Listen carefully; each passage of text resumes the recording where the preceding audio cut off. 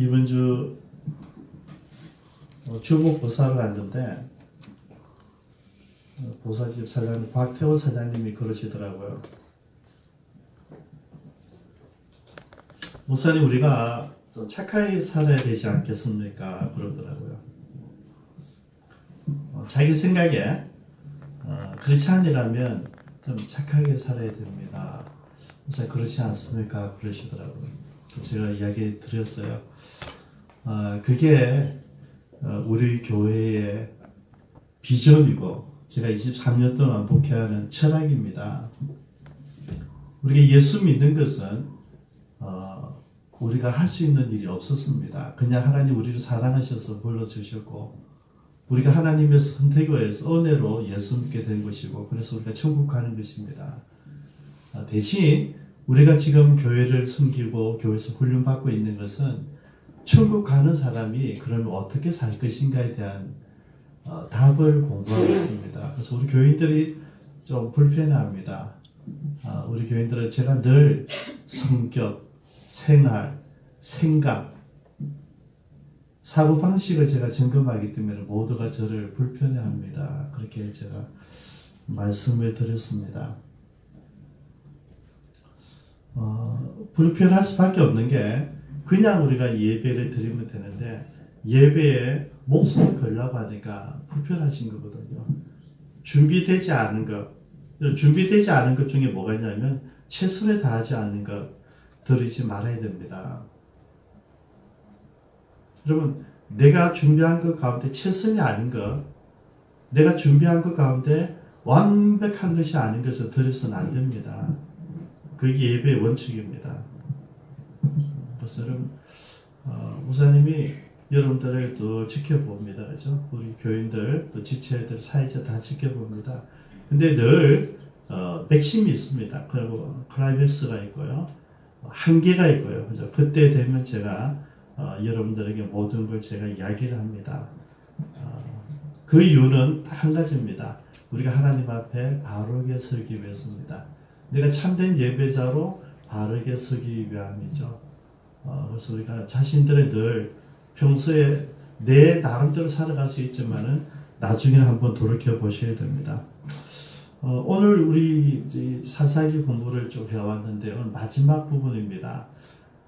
정말 속상한 게 뭐냐면 가나안 땅을 정복했습니다. 7년 전쟁을 통해 정복하고 그 다음에 그곳에 살면서 내가 그 마을과 내 지역과 내 나라를 변화시키게 된 사명을 이끌고 지금까지 왔거든요. 그 이끌림이 350년입니다. 그 350년이 지났을 때쯤 되면 이제는 우리가 있다고 하는 것 자체가 저와 여러분들이 어느 가정에 들어가든지 어느 집안에 들어가든지 어떤 회사에 들어가든지 우리가 어느 정도 시간이 지나면 우리들 때문에 모두가 바뀌어져야 됩니다.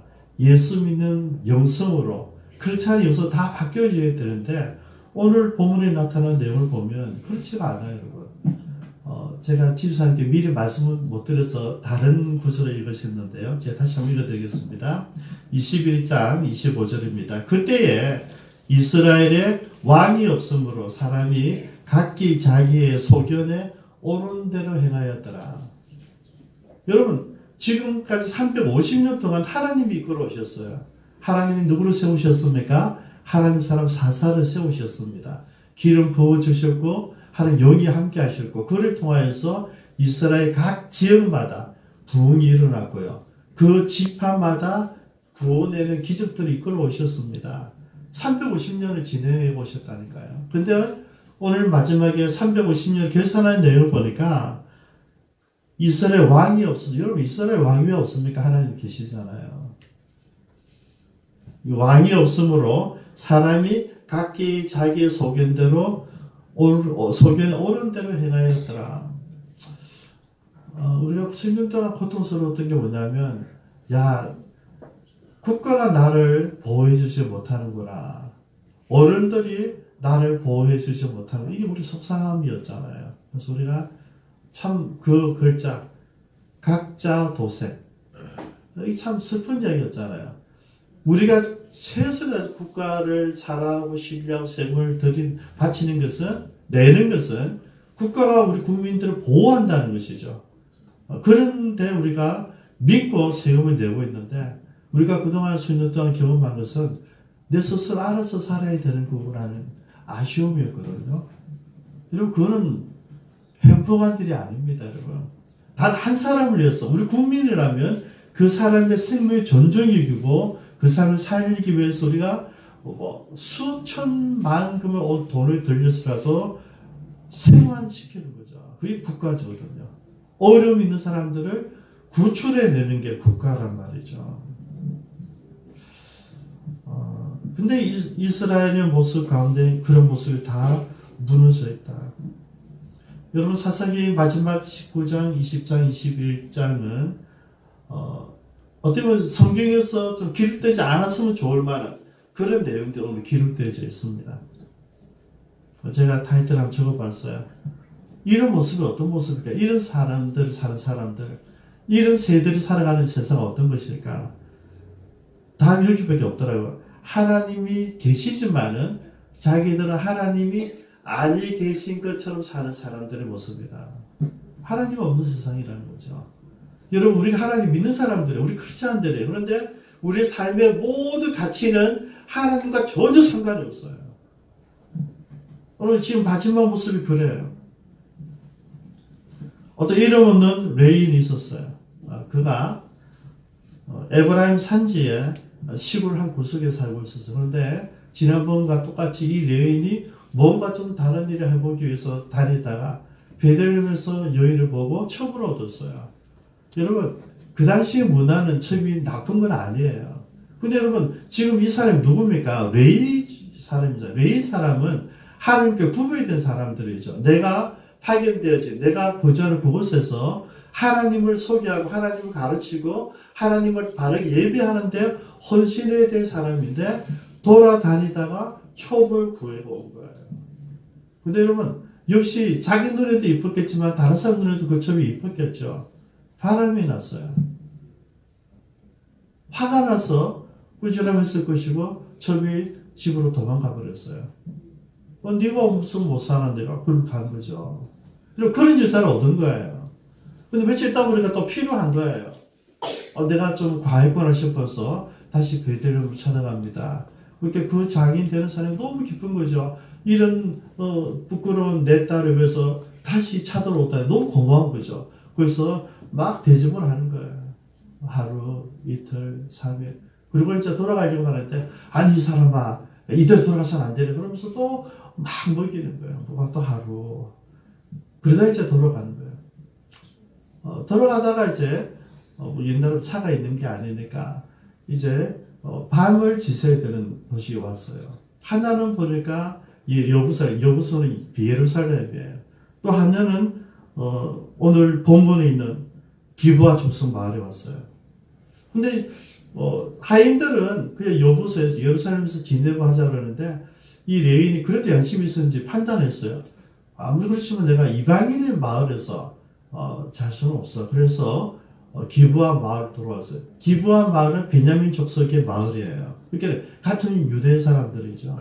그곳에서 이제 기브아를 찾아봤는데 여러분 시골 아주 한적한 시골이니까 뭐 여관이 없는 거죠. 그러니까 여러분 이스라엘 모든 사람들은 나그네를 누구든지 재워줘야 돼. 그리고 용서과 사랑을 실천하는 사람들이잖아요. 근데 문제는 자기가 하루 종일 서성거려도 아무도 뭐 도로라 하지 않는 거죠. 성경 보니까 밤 한밤중에 어떤 노인이 농사일을 마치 집에 오다 보니까 아니 너희들 거기 뭐하고 우리 갈 곳이 없습니다. 그러니까 가자 하면서 우리 집에 재워주게 돼서 그 노인 집에 들어간 거예요. 다행이죠. 그죠? 기브아 마을에 그런 사람이 한 명 있었다는 하는 게 중요합니다. 왜냐하면 성경대로 사는 사람이 그 사람밖에 없었다는 거죠. 여러분 이방인 마을이 아닙니다. 예수를 믿는 하나님 믿는 사람들의 마을에서 나그네 왔는데 아무도 나그네 돌아보지 않았다는 이야기예요. 그리고 그 집에 이제 기숙하기 위해서 있다고 점심 먹고 서로 교제하고 서로 많은 득담을 나누겠죠. 왜냐하면 이 사람이 누굽니까? 레인입니다. 이 노인이 누굽니까? 그럼에도 불구하고 하나님 말씀도 살아보려고 하는 사람이란 말이죠. 짝짝꿍이 된 거예요. 얼마나 많은 대화를 재밌게 나누었겠습니까? 근데 밤에 똑똑똑 하는 거예요. 동네 불량배들 다 보였어요. 그리고 여러분, 그 여자, 예쁜 여자 첩을 내달아야 되는데 뭐라 그러고 있습니까? 레이는 내놔라. 레이 사람은 내놔라는 거죠. 그와 옛날 성경에는 상관하겠다. 우리 성경에는 관계하겠다. 무슨 말인지 아시죠? 동성연애를 하겠다. 동성애를 하겠다는 거죠. 여러분, 이게 어떻게 오버랩 됩니까, 여러분? 이게 소돔과 고모라면 이해가 돼요. 안 믿는 곳이니까, 안 믿는 사람들 사는 국가니까, 그런 도시니까, 그런 타락한 도시니까 이해가 되는데, 지금 하나님 믿는 족속이에요. 베냐민 지파에. 그리고 기브아 마을에서 지금 일어난 일들이에요. 그래서 여러분, 제가 이 본문을 묵상하면서 요즘 우리나라에서 이제 동성애 합법화되고 그런 운동하고 있지 않습니까? 교회에서 지금 반대하고 있거든요. 야, 이 모습이구나. 여러분, 소돔과 고모라의 마지막 최악의 멸망의 조건은 동성애였어요. 여기도 이 기브아 족속이 전부 다 이 친구들 때문에 베냐민 족속 600명 남겨 다 죽임당해요. 동성애 때문에. 마지막 징조단 말이죠. 그럼 오늘 우리나라는 어떨까? 이 말씀을 대비해보면, 야, 우리가 갈 때까지 갔구나. 이런 두려움이 왔어요.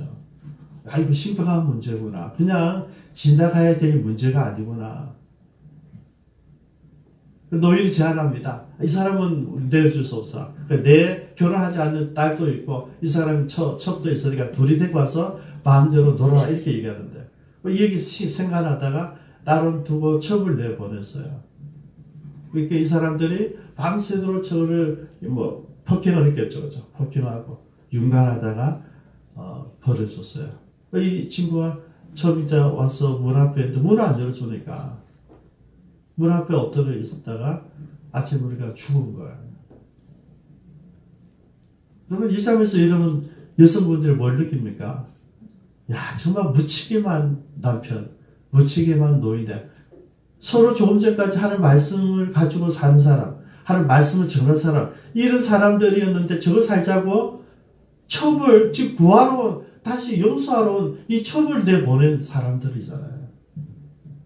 그러면 이 전체 그림 중에서 그래도 하루나 조금이라도 더 나을까 싶어서 무언가를 기대하려고 하는데 실제 모습은 다 그죠? 50호 100호였다. 이게 여러분 참 속상함이에요. 그 첩이 죽은 것을 보고 이 레위가 화가 났어요. 그래서 시신을 12조안에 내서 모든 지파에게 다 보냈어요. 물론 편지를 적었겠죠. 이런 일이 일어났다. 보냈어요. 그걸 보고 모든 유대인들이 깜짝 놀랐어요. 세상에 이런 일이 있을 수 없다 이거죠. 그래서 전부 다 모았어요. 나팔을 불렀어요. 남자들만 40만 명이 모였어요. 그리고 맹세를 합니다. 제때 맹세하면 안 되는데 맹세했어요. 우리가 기브아 이 족속을 다 죽이기 전에는 아무도 집에 들어가지 않는다. 만약 이 기브아 공격하는데 불참하는 지파였으면 우리가 진멸한다. 그리고 우리가 베냐민 지파에게는 결코 땅을 주지 않겠다. 이 세 가지를 약속했어요. 다 잘못된 거예요. 네, 그리고 전쟁이 일어났습니다.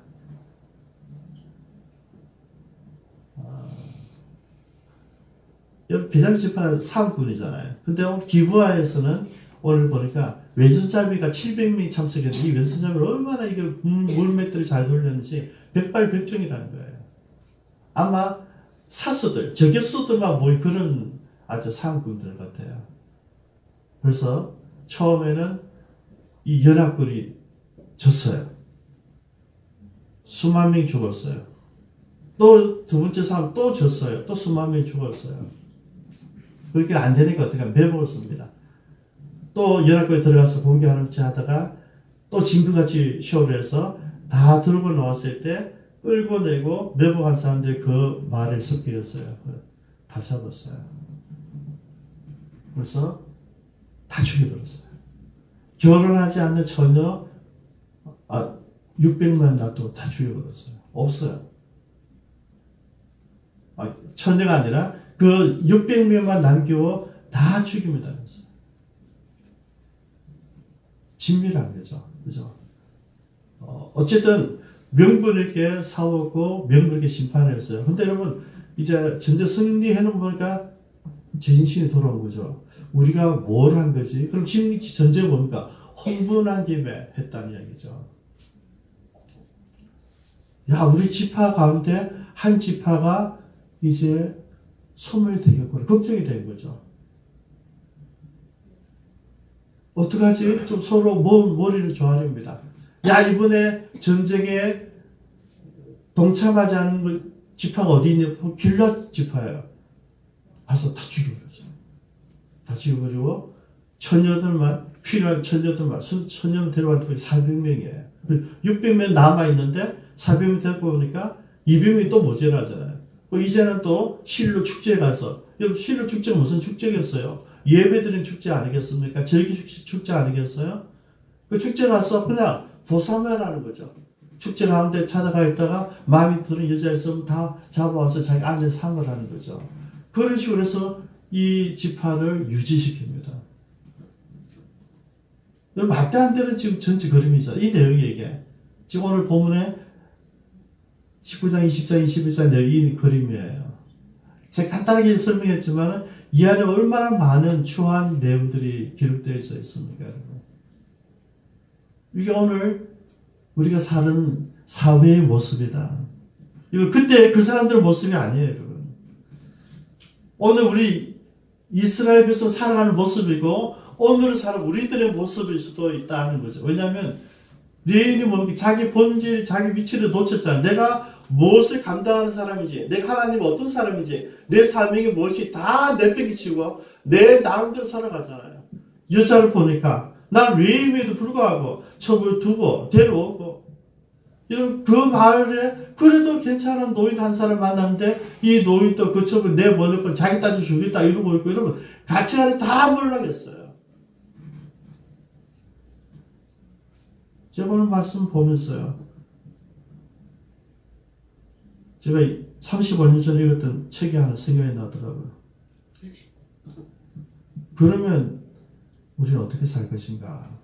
여러분 이 시대, 이런 시대, 여러분 제가 여러분 적용 안 했습니다. 여러분 적용 안 하게 여러분 아직 여러분 상관없다고 생각하시잖아요. 근데 이런 시대에 우리는 어떻게 살 것인가? 제가 최초로 번역하다 중단했지만은 프랜시스 세프 박사님의 글이에요. 그럼 어떻게 할 것인가? 제가 그때 충격받은 게 뭐냐면, 35년 충격받은 게 뭐냐면, 아무도 그때 여러분 이 세상이 이렇다, 사회 이렇다 그러면 어떻게 할 것인가 대하는 사람 한 명도 없었어요. 그런 책을 본 적이 없는데 프랜시스 A 세프가 그 이야기를 하더라고요. 이런 세상에 우리는 어떻게 살아야 될 것인가를 그분이 이야기했었어요. 그 제목만 제가 소개합니다. 그러면 우리는 어떻게 살 것인가? 좀 오늘 설교에 적용해 보시오. 이런 시대 우리는 어떻게 살아야 될 것인가? 여러분 이 시대가 어느 시대입니까, 여러분? 지금 이 모습이 전체 오늘 우리 사는 우리 모습과 좀 다른 게 있습니다. 구체적으로 제가 설명해 드릴게요. 포스트 모더니즘과 똑같다. 기존 질서가 여러분 인정하지 않아요. 어른들과 위계 질서 인정하지 않아요. 아이들의 인권이 중요하기 때문에 선생님 권위는 없어요. 필요 없어요. 학교 필요 없어요. 개인이 중요하니까 모든 게 다 무너져요. 지금 이게 포스트 모더니즘이에요. 기존 질서, 기존 우리가 갖고 있는 사실을 인정할 수 없다는 거죠. 어떻게 인정합니까? 내가 느낌 올 때. 내 느낌 올 때 인정하겠다는 거죠. 내 느낌이 없으면, 내가 유익하지 않으면 전혀 관심이 없어요. 객관적 진리를 인정하지 않는 시대란 말이죠. 내가 옳다고 생각하는 것, 내가 저거는 맞은 거 생각하는 그것만 진리라 생각하는 게 포스트 모더니즘의 시대예요. 그래서 오늘 여러분 보십시오. 우리가 지금 그렇게 산다니까요. 이거 무슨 말입니까? 기준이 없는 사회, 기준이. 여러분, 예수님 우리 뭐라 하셨습니까? 너희는 세상의 빛과 소금이라 그랬어요. 우리 세상 기준입니다. 그래서 제가 여러분들이 제발 어느 가정에 들어가든지 어느 직장에 들어가든지 여러분 들어가면 그것은 무조건 바뀌어야 된다 하잖아요. 우리는 빛이니까, 우리는 소금이니까, 우리가 사회의 기준이 되어야 되니까. 여러분들이 만약에 기준으로 살면 하나님은 어떻게 되겠습니까, 여러분? 우리는 어딜 가든지 그 지역을 변화시켜야 돼요. 맛을 드러내야 되고요. 빛이 뭔지 드러낼 기준점이란 말이죠. 오늘 이 시대가 어떤 시대냐면 그 기준점이 무너졌어요. 전부 다 각자 생각에만 따라 살아요. 남 의식하지 않아요. 남 상관하지 않아요. 또 남 상관해서도 안 돼. 내 결정의 권리는 내게 있다고 생각하는 거죠. 선생님 권위도 없어요. 부모님 권위도 없어요. 목사님 권위도 없어요. 권위도 물론 없어요. 내가 원하는 대로 하면 된다 이거죠. 여러분 어떻게 사세요? 이거 다릅니까? 누가 뭐래? 목사님 뭘 해도 난 성경 안 읽어. 큐티를 아무리 해도 23년 동안 큐티 해도 안 하는 큐티 싫어. 안 하잖아요, 여러분. 성경 읽으라. 설교하고 싶으면 성경 읽어라. 안 읽잖아요. 여러분, 우리 교회 밖에 있는 분들이 우리 교회 보고 부러워하는 게 뭔지 아세요? 아니, 목사님, 어떻게 교육시키게 장로님이 설교를 하고, 안수 집사도 설교하고, 그런 예배 드는데 교인들 전부 다 좋아하고, 이게 됩니까? 굉장히 부러워해요. 지금 제가 여러분들 아무도 설교 안 시키잖아요.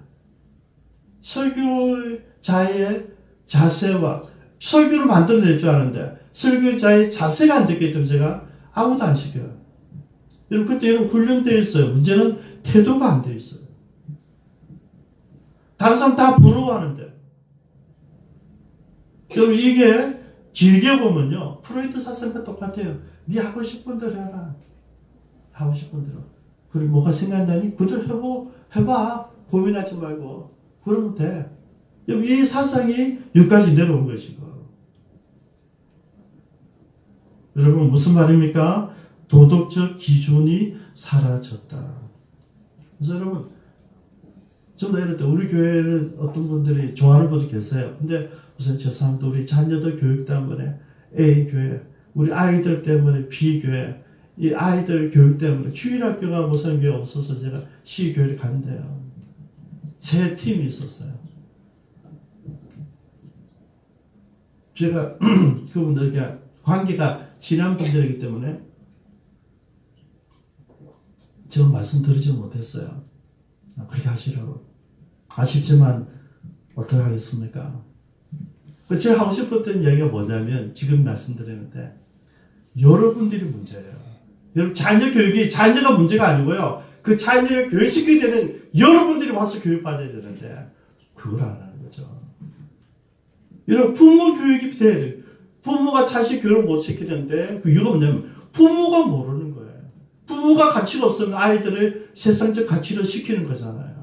뭐가 있어야 돼, 뭐가 있어야 돼, 뭐가 있어야 돼. 여러분 그거 안 해도요. 여러분 하나님 사람으로 사회 사람 다 성장할 수 있어요. 세상 사람 다 안 하면 불안해서 견딜 수가 없어요. 이것도 시켜야 저것도 시켜야 아이들 죽어가요. 아이들 불쌍히 여긴다고. 내가 이렇게 왜 살아야지. 공부만 사는 내가 공부 별리가 아닌데 이것도 배워야 돼 저것도 배워야 되고 지가 하고 싶은 거 절대 못하고 살잖아요. 여러분 누구 때문입니까? 그 아이를 가르치는 부모 때문이라니까요. 부모. 여러분 주일학교 없는 게 문제가 아니고요. 어른들이 문제예요. 어른들이. 저 그 어른들을 가르치고 싶어요. 그래서 우리 하나님 앞에 지금 이런 시대에 그러면 우리가 누굴 보고 살 것입니까? 절대 진리는 그 뭡니까? 기준. 그리고 우리가 빛이라 하는데 소금인데 우리가 그런 가치가 없잖아요. 여러분들이 빛이라고 말하기에 더 소금이라고 말하기에 좀 미안하시잖아요. 삶이 없으시니까. 그래서 한 가지 제가 여러분을 구실을 만들어 드리고 싶어요. 그러면 기준, 나는 부정한데 어떤 기준을 세울 것인가? 내 삶의, 내 생활의 기준에 포인트 어디에 둘 것인가? 예수님이에요. 그죠? 제가 이렇게 늘 말씀드리잖아요. 제가 여러분 A, B, C, D, E 기성정결 이게 아니라 그냥 평소에 말씀드린 그게 결이에요. 그죠? 제가 없을 때 교회를 어떻게 할 것인가? 장로님 책임지십니다. 장로님께 이게 말씀드리죠. 장로님 제가 없을 때 기준은 예수님으로 어떻게 하셨을까? 결론 그거예요. 김정일 목사가 아니라 기쁨 찬양교회는 제가 리더가 맞아요. 그럼 우리가 일상생활을 모든 면에서는 어떤 결단해야 될 때 A냐 B냐 해야 될 때 예수님이라면 어떻게 하셨을까? 여기에 삶의 포인트가 되어야 된다. 그렇게 사십니까? 예수님이라면 어떻게 하셨을까? 이 문제, 여러분 저는 언제나 그래요. 제가 왜 냉정한 사람이 될 수 있느냐? 그 포인트예요. 주님이라면 어떻게 하셨을까? 여러분 제 마인드가 저는 연약한 사람이잖아요. 연약한 사람이에요. 주님이라면 어떻게 하셨을까? 냉철해요. 주님의 기준이 있거든요. 그 다음에 할 말씀입니다. 우리 기준 두 개예요. 예수님과 말씀이에요. 여러분 근데 문제는 여러분들 말씀을 모른다는 것이죠. 여러분 지금 제가 이 설교하고 있죠. 이 설교가 오늘 집에 가면 당장 잊혀지는 설교잖아요. 이 말씀을 가지고 일주일 내내 고민하고 살다가 금요일날 셀 모여와서 내가 살았던 그 말씀대로 살았던 내가 한번 우리 가정이 빛이 되고 내가 직장이 빛이 되고 소금이 된 역할을 살아보면서 이야기해야 되는데 셀 모임이 없어요. 가기 싫은 거죠. 셀 모임 갈 바에야 그냥 집에서 TV 보는 나가니까 안 가요. 그죠? 그건 아무것도 안 되는 거예요. 속으로 있지만은 속으로 들어가지 않고 내가 있는 게 나아요. 그 뭡니까? 우리가 지금 그런 시대에 살고 있는 거예요. 그래서 제가 오늘 이렇게 기준적으로 말씀드립니다. 여러분들이 결단해야 될 때 도대체 기초는 예수님이시다. 그 다음에 여러분들이 살아가는 모든 삶의 지혜는 성경이 다 있다. 성경 좀 읽으십시오, 여러분. 내년에는 교회 봉사하는 모든 분들에게 제가 성경 일독을 권하려고 조금 전에 기도하면서 결정했어요. 지금 새벽 기도 오지 않은 사람들은 순장 안 주는 걸로 결정되어 있어요. 근데 이제는 성경 읽기도 포함이 되어 있다. 왜냐하면 성경을 모르고 살아가니까 하나님과 전혀 상관없는 세상의 이야기 공부하고 들은 이야기, 세상의 이야기 그런 이야기만 이야기하고 있는 거죠. 여러분 제가 여러분 만나보면 알잖아요. 만나서 여러분 이야기를 들어보면 알아요. 이분은 일주일 내내 무엇을 가지고 사시는지.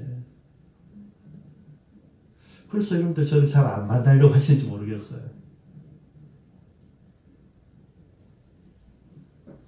제가 만났던 목사님 중에 가장 존경하는 분 중에 한 분이 박기천 목사님이세요. 그분은 성경 읽도하시고 성경만 읽으라 하루에 4시간씩 읽으신다. 평생. 정신대 설교학 교수님이셨거든요. 성경을 가지고 이야기해야 된다. 성경을 가지고 이야기해야 된다. 저는 성경을 가지고 프레스 SAF와 같이 그러면 우리는 어떻게 할 것인가 여기 도전을 드리고 싶어요. 같이 기도하겠습니다.